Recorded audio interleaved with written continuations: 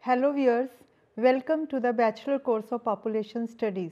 Today we will discuss state policies on population control. The population of a country is both an asset and liability. Its place in the economic development of any country is very significant. The empirical evidence of various countries has shown that the population growth of a region and its economic development are closely related. India has been a victim of population growth. Although the country has achieved progress in the economic field, the population growth has eroded the growth potential. The population nearly increased fourfold in 90 years, from 238.3 million in 1901 to 840 million in 1991. With latest population census of India in 2011, the total number of people living in India has been estimated at 1.21 billion, representing 17.5% of the world population. Growing by the current population growth, India's population is estimated to be 1.53 billion by 2030. So, there is a need of suitable population policy in India. Population policy means policy or program recognized by the government which is capable of encouraging population growth or its control. Next is important features of population control policy of India. This includes reduction in birth rate, voluntary approach, wide approach, educating the people, monetary and non-monetary incentives. Now we will discuss one by one. Reduction in birth rate. The government has been making efforts to reduce the birth rate in order to reduce the growth rate of population. Next is voluntary approach. The population policy adopted by our country is based on voluntary approach. Some of the steps taken by the government include emphasis on the nature of the program, securing the cooperation of rural institutions and panchayat raj bodies, etc. Next is wide approach. The population policy of India has adopted a wide and integrated approach for control of population growth. It includes various family welfare efforts for improvement of the health of mothers and children and nutrition program, etc. Next is educating the people. Steps have been taken to educate children and adults to make them conscious about the problem of population explosion and to realize the need of population control. Family welfare advertisements are made in the medias like TV, radio and newspapers. Next is monetary and non-monetary incentives. In order to popularize the birth control program, incentives are offered by the government to individual couples and groups. Next is population control policy in India. India has the distinction of being the first country in the world to launch a national program emphasizing family planning to the extent necessary for reducing birth rates. The aim of this program is to stabilize the population at a level consistent with the requirement of national economy. It includes pre-independence period, post-independence period. First one is pre-independence period. The British government of that time was not interested in formulating any population policy for India. The need to check the population growth was realized by a section of the intellectual elite during the period of two world wars. Birth control was accepted by this group, but implementation was restricted to the westernized minority in the cities.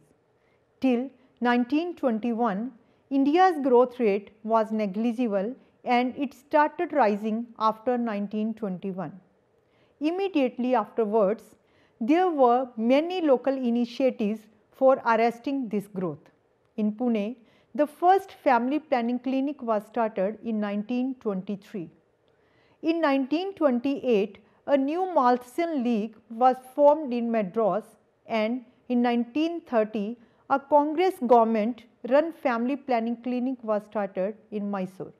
In 1931, the Senate of Madras University accepted the proposal to impart instructions in method of conception control, and as a result, the government of Madras agreed to open birth control clinics in the presidency.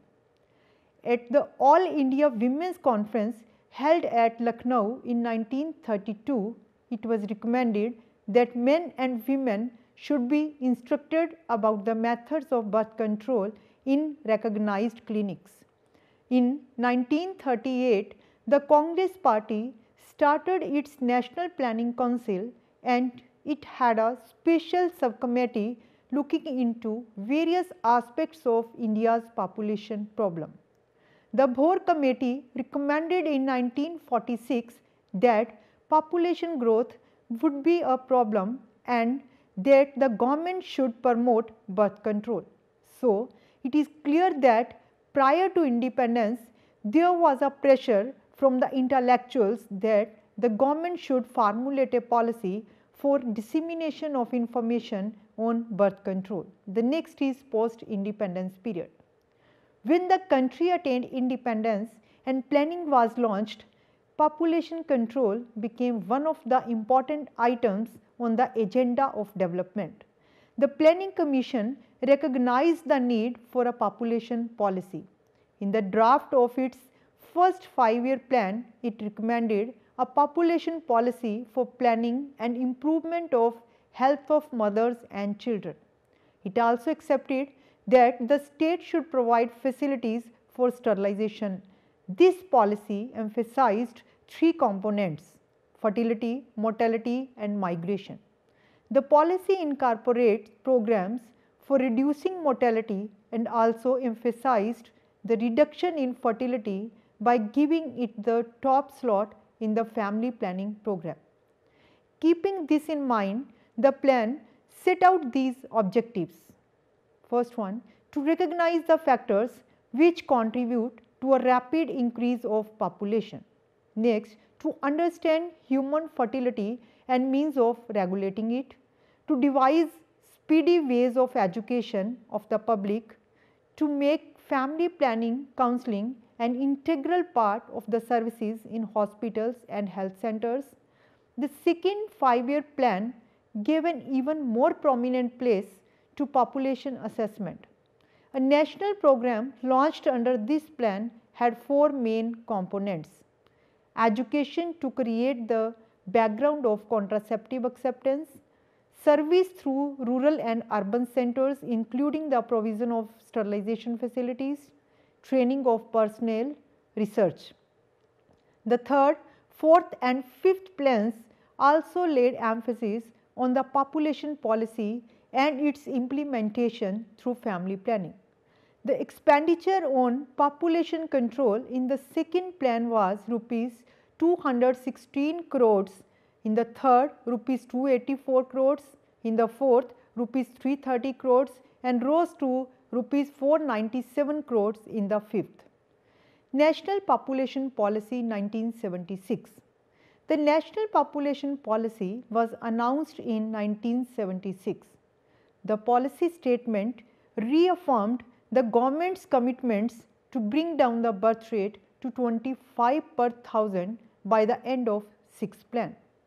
On the basis of past experience, the government argued that this objective could not be attained by placing reliance entirely on voluntary family planning. Family planning during 1980s. The experience during the emergency once again proved that the family planning program cannot be a substitute for development, and any attempt to force its pace without improving the economic condition of the poor and changing the consciousness of the people by educating them will have little chance of success. The sixth plan, which incorporated all these features, reflected the concern for the individual as well as the community's dignity, needs and aspirations. It should deal with overall development issue and not merely population control. High priority was given to progress involving social restructuring. Another significant landmark is the report of the Planning Commission Working Group on the Population Policy in 1980. The group laid down a long-term goal of a need reproductive rate of 1 on an average for the whole country by 1996 and in all states by 2001. Under the 7th 5-year plan, the performance in terms of various methods of couple protection was not uniform. While the target for sterilization fell short by about a quarter, the targets for the intrauterine device were achieved and those for oral and conventional contraceptives were exceeded. Family planning during 1990s. The decade of the 1990s was marked by many changes in the way the National Family Welfare Program was designed and delivered. With the release of the 8th 5-year plan in 1992, the Family Welfare Program entered into a reflective phase. The plan document expressed concern about the poor realization of family welfare goals and questioned the wisdom of centralized planning and target setting. Early experiments in withdrawing targets were started in Tamil Nadu in 1991-92 and auxiliary nurse midwives, that is ANM, were strengthened to provide services. This experiment was successful in raising the contraceptive prevalence of all the 4 common methods. Under the 9th 5-year plan, the central government's role was limited to general policy planning and providing technological inputs. Thus, the approach of the government was to make family planning program as one of people's operation with government cooperation. The National Population Policy 2000. The National Population Policy 2000 was announced in March 2000. The overriding concern of the National Population Policy is economic and social development and human well-being. A cross-cutting issue is the provision of quality services and supplies, information and counseling, besides arrangement of a basket of choices of contraceptives. This policy outlined immediate, medium-term and long-term objectives. The immediate objective is to address the unmet needs for contraception, healthcare infrastructure and to provide integrated service delivery of basic reproductive and child health care. The medium-term objective is to bring the total fertility rate to replacement levels by 2010 through vigorous implementation of intersectoral operational strategies. The long-term objective is to achieve a stable population by 2045 at a level consistent with the requirement of sustainable economic growth, social development and environmental protection.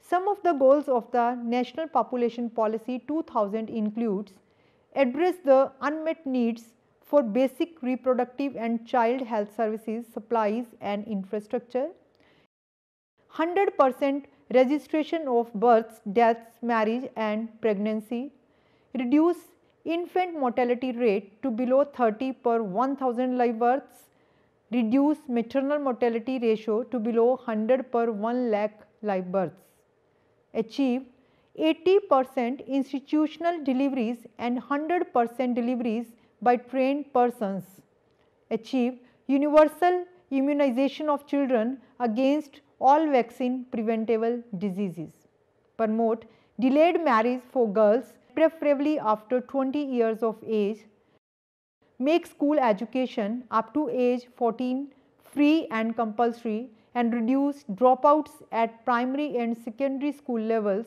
to below 20% for both boys and girls. In pursuance of the National Population Policy 2000, a National Commission on Population has been set up. The commission was to review the implementation of the National Population Policy from time to time.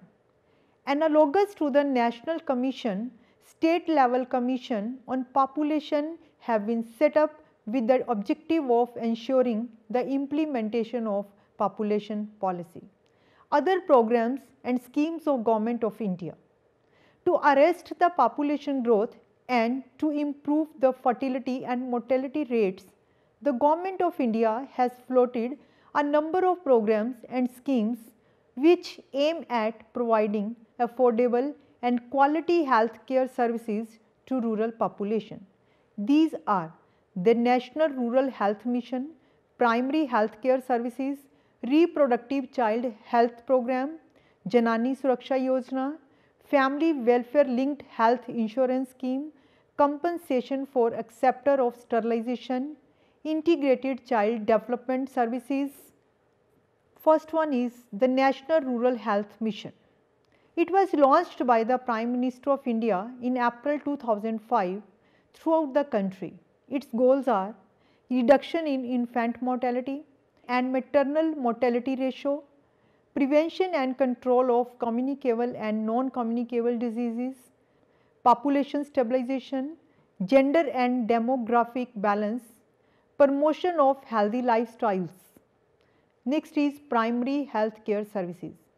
Health services are provided to the community through a network of sub-centers, primary health centers and community health centers in the rural areas and hospitals and dispensaries in the urban areas. Reproductive Child Health Program. Reproductive Child Health Program is a component of National Rural Health Mission and aims at reduction of infant mortality rate, maternal mortality ratio and total fertility rate. Yes, next is Janani Suraksha Yojana. This is 100% centrally sponsored scheme and it integrates cash assistance with delivery and post-delivery care. This targets lowering of maternal mortality ratio by ensuring that deliveries were conducted by skilled birth attendants at every birth. Family Welfare Linked Health Insurance Scheme. This scheme was introduced in 2005 to take care of the cases of failure of sterilization, medical complications for death resulting from sterilization, compensation for acceptors of sterilization. As a measure to encourage people to adopt permanent method of family planning, the Ministry of Health and Family Welfare has been implementing a centrally sponsored scheme since 1981 to compensate the acceptor's sterilization for the loss of wages for the day on which he or she attended the medical facility for undergoing sterilization. Integrated Child Development Services. The Integrated Child Development Service Scheme is one of the world's largest program for early childhood development. Next is challenges before government. A closer examination of the situation in India reveals that despite the overall achievements, the government is still facing some challenges in the implementation of its population policy. These are illiteracy, poverty, diversity of religions, lack of awareness among common people, predominance of agriculture, limited knowledge, gender inequalities or less male involvement, poor quality of services, inadequate monitoring and accountability system. Now, we will discuss these points in detail. First one is illiteracy. The last census report indicates that illiterate women have the largest number of children. A woman who has studied up to class 10 produces an average of 3 children, and for a graduate the figure goes down to 2. Poverty. Poverty in India usually results in high fertility. People are not poor because they have large families. Quite the contrary, they have large families because they are poor. At a lower income level of a family, the benefits of having an additional child to the family generally exceed the cost of its upbringing. Next is diversity of religions. Due to diversity of religions, people from the minorities think for more childbirth just to increase their population in the overall count. They make their life suffer by having more babies and then leave poor future for their own child and the next generation. Next is lack of awareness among common people. Most of the educated people are preferring for one or two child for their family, whereas the uneducated ones are still going for more children. This creates imbalance in the efforts of the government. Predominance of agriculture. In agrarian societies, children have never been considered an economic burden. The family labor is an important means of saving cost of production for subsistence farmers. Next is limited knowledge. As most of the population in India lives in the villages and remote areas, they have limited knowledge about the available family control techniques and methods which can be used for birth control. Gender inequalities or less male involvement. In a patriarchal society, the control of women, sexual and reproductive functions vests with males for whom production of children, especially sons, is viewed as a reaffirmation of their superiority and control. Next is poor quality of services. Due to lack of economic resources, it is very difficult for a country like India to provide a good quality of services for birth control to its huge population. Inadequate monitoring and accountability system. It is a matter of grave concern that while contraceptive prevalence rates have increased over time, maternal mortality rates have increased in the same places and over the same period of time. Despite the universal knowledge of failure rates and complication rates, there are absolutely no mechanisms to either trace or to provide for these individuals.